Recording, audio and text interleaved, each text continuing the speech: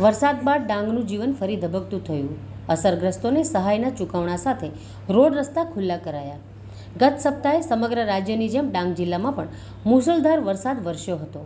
જિલ્લાના ડિઝાસ્ટર કક્ષ તરફથી મળેલી વિગતો મુજબ ગત તારીખ 23મીથી 27મી ઓગસ્ટ 2024 દરમિયાન ડાંગ જિલ્લામાં સરેરાશ 531 મીમી જેટલો વરસાદ ખાબકતા જિલ્લાની લોકમાતાઓ અંબિકા, ગીરા, ખાપરી અને પૂર્ણાએ રૌદ્રરૂપ ધારણ કર્યું હતું, જેની અહીંના જનજીવન ઉપર ઘણી વિપરીત અસરો જોવા પામી હતી.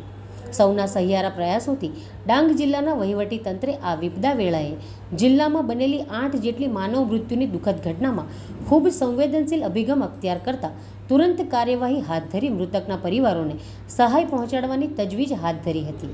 આ ઉપરાંત જિલ્લામાં નોંધાયેલા 14 જેટલા પશુ મૃત્યુના કેસોમાં કુલ 2,96,000ની સહાય અને પશુ માલિકોને ચૂકવવામાં આવી છે.